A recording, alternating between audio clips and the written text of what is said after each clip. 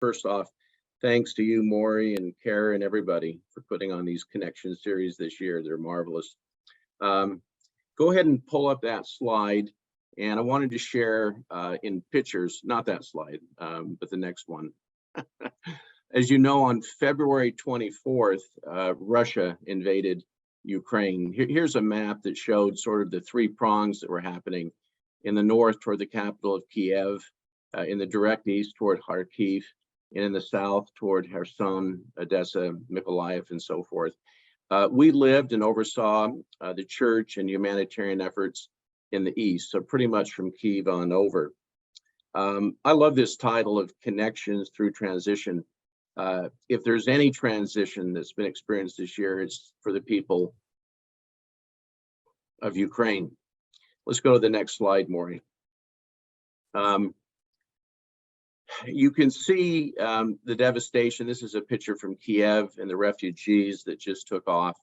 I think the first lesson learned for us, and I don't think these are new, but they're reminders. And it's an unusual lesson, but it's one I think we have to keep in mind is there are bad actors in the world. There are people who embrace and push forward war and other causes. But the second lesson for us is even more powerful.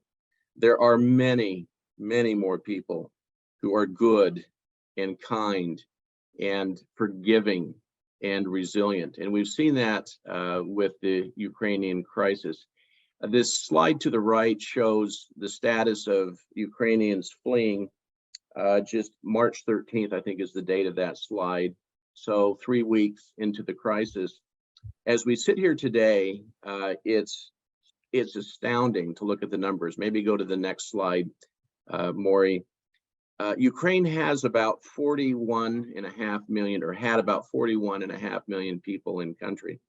It's estimated, there's a lot of different numbers floating around, but about 7 million Ukrainians have left the country, and a further 8 million have been displaced within the country.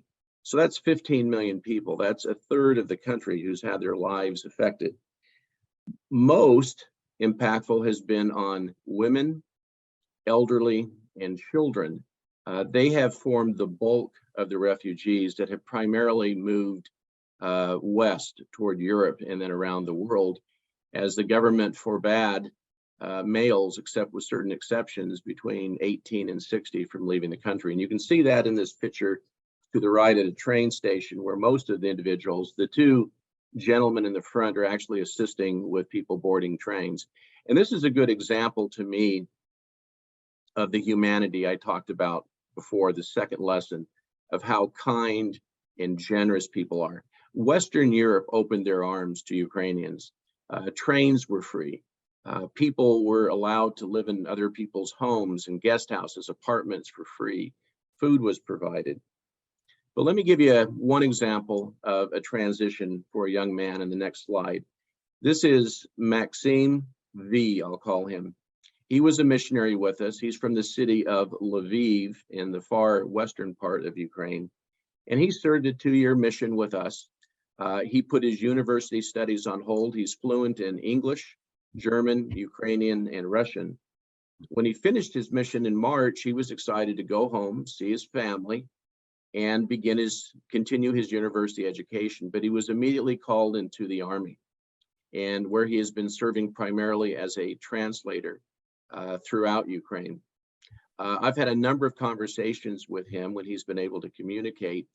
And what was marvelous is he's not bitter, he's not angry, he's disappointed, terribly hurt by what's happening to his country. His own family has fled different parts of the world, but he sees a brighter future. He sees hope, and he sees opportunities to serve people. Now, the next slide shows the status of the war on about April 18th, again, about a couple of months into the war. This is from the BBC. The red shaded areas are areas taken by Russia. The shaded pink are areas that Russia's moving on. And then the little purple up toward the north is Kharkiv, where the Ukrainian forces are pushing back. This slide is literally our mission. And so you can see a third of our mission had changed dramatically. Well, Joni and I were sitting at home. We came home from our mission a little over a year ago, and we had a hard time getting back into our home with the COVID situation and certain laws that didn't allow us to ask our renters to move on. And to be honest with you, we were feeling a little sorry for ourselves. We'd gone off, we'd served well for 3 years. Why are we sitting in a rented condo a few miles from our home? We got back in our home full of boxes, and the phone rang from Salt Lake City, and they said, could you go please on an emergency mission to help the refugees in Ukraine? And we said, of course. When do you want us to go? The answer was, can you go tomorrow? This next slide is where we ended up. We ended up in the beautiful Pension Horse Inn. I don't recommend it, but it was our home in Slovakia. And this is, I think, the only time just about I wore a suit, because pretty much from the moment we arrived, we began to be in work clothes and move forward. Now, the next slide gives you a sense of where we're at. You can see Košice in Slovakia. To the north is Poland, to the south is Hungary. And the border there with the city I've circled, Uzhhorod, is Ukraine. So we had 3 tasks. The first was to help Ukrainian refugees with housing, needs, emotional support, and so forth. The second was to purchase and transport supplies. People were running out of basic food items, medicine, clothing. And the third was to work with governmental and international agencies. So the ride between Košice and Uzhhorod is about 2 hours. If we go to the next slide, focusing on our first point, working with refugees, this is the city of Mariupol, before and after picture. This is a city that we've been in many, many times. This is not a military area. This is a residential area devastated by attacks. And the next slide shows some families in the upper right that we were able to help out of Mariupol. The large slide right in the center is Valentina, who's a retired teacher, and her building was bombed out in Kharkiv, and she somehow got to Slovakia, speaking no Slovakian. She was in the same pension with us, and I heard her chatting with someone on the phone in Russian, and we became good friends. And then the bottom slide shows a family of 5 right in the middle, the Belinko family, who were living in a tent across the border in Slovakia. And this is when we went and got them an apartment. And they were so thrilled to have a place to sleep, a kitchen, and a restroom. Now, the next slide gives you a sense of the transport. We were buying product in Slovakia and moving it via our own cars, vans, into Ukraine across the border. It was a challenging process, to say the least, in terms of red tape, a lot of fear about who's coming in and out of the country. We even began moving petrol at one point.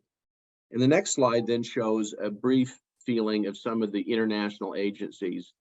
This one on the left is near the Košice train station. If you can go to the next slide, Maury, this is another area further in Slovakia. I've tried to share pictures with not a lot of personal photos of individuals. Now, the next slide is kind of my final lesson together.